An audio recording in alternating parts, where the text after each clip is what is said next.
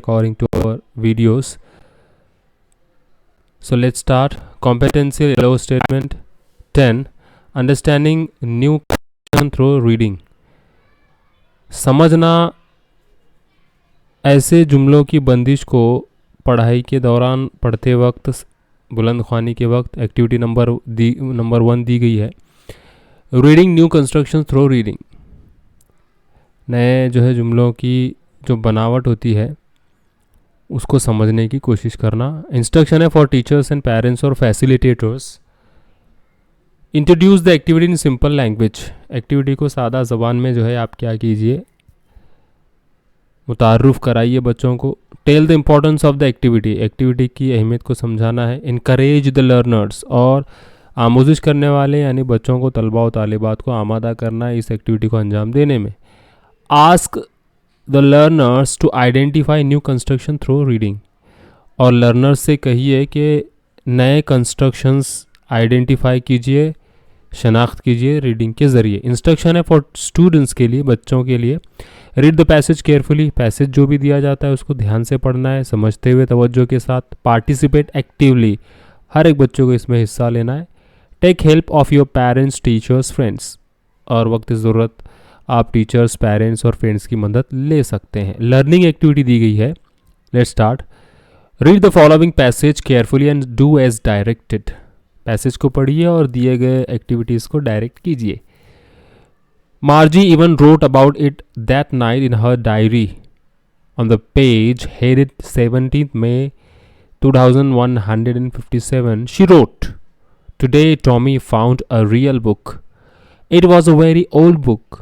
Margie's grandfather once said that when he was a little boy, his grandfather told him that there was a time when all stories were printed on paper.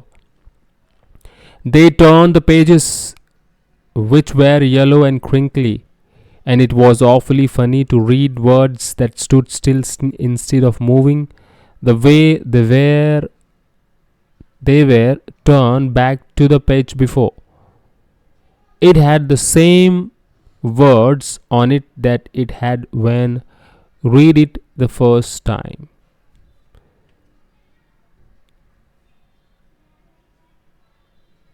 So this is the passage about Margie and Tommy's. We have read all lessons in our previous standard 9. तो हमने मार्जी और Tommy का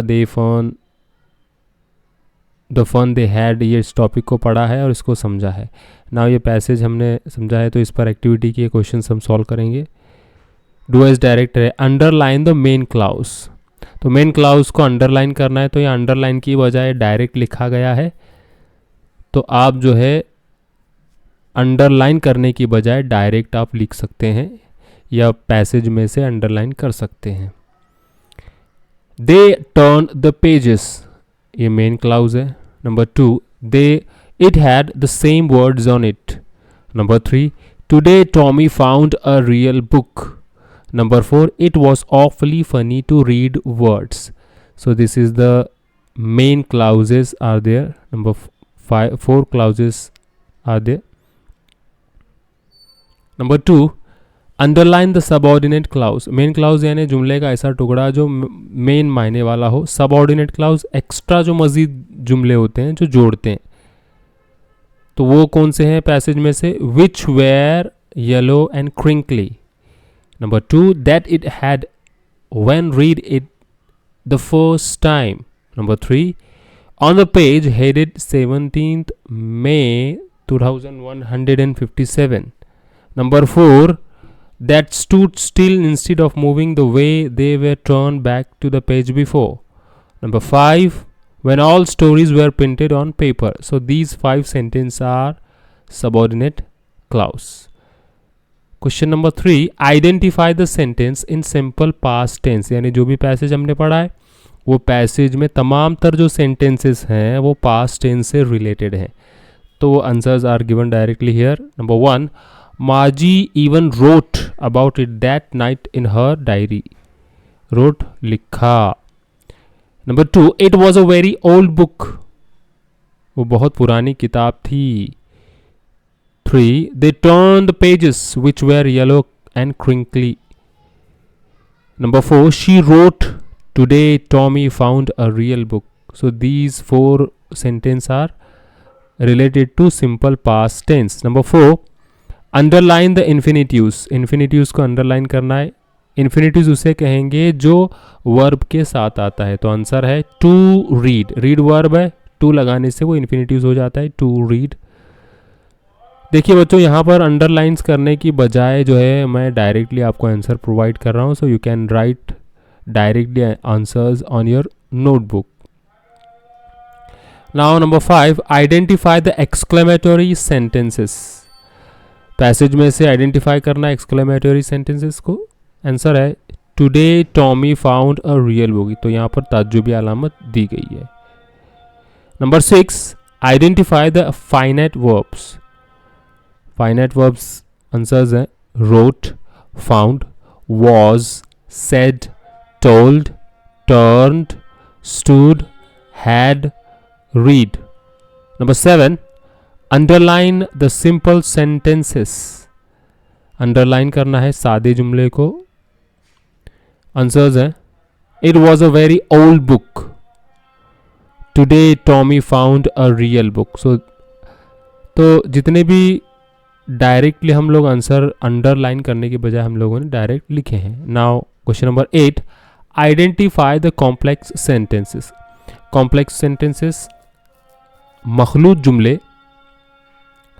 number 1. Margie's grandfather once said that when he was a little boy, his grandfather told him that there was a time when all stories were printed on paper.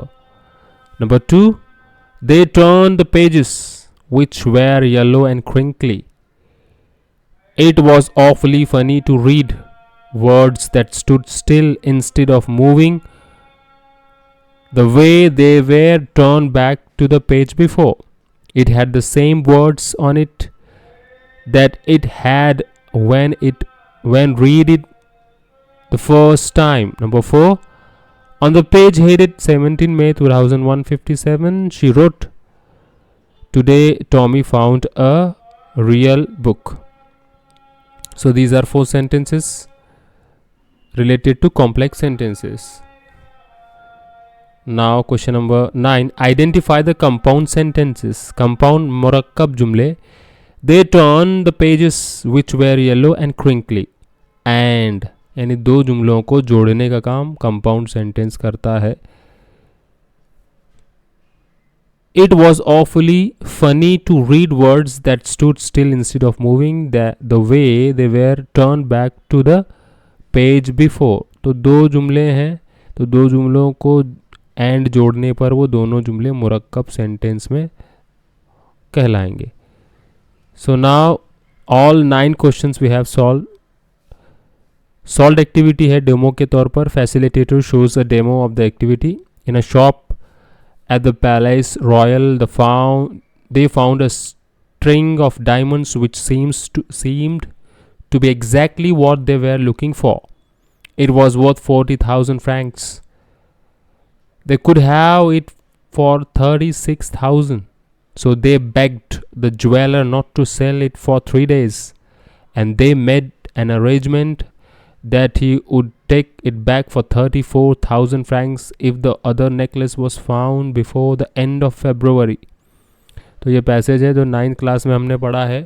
तो ये the necklace में का जो है एक छोटा सा पैराग्राफ यहाँ पर दिया गया है. तो इसको जो हमने पढ़ा डू एज डायरेक्टेड, जिस तरह हमने बाकी की एक्टिविटीज सॉल्व किए हैं मार्जीज और टॉमी के पैराग्राफ को लेकर, उसी तरह द नेकलेस के पैराग्राफ पर से जो है क्वेश्चन सॉल्व करेंगे. Identify the subordinate clause. Answer दिया गया which seem to be exactly what they were looking for. Subordinate clause यानी जैसे मैंने बताया जुमले का ऐसा टुकड़ा जो मज़ीद जुमले को जोड़ता है, जो जुमले का जो है हिस्सा है.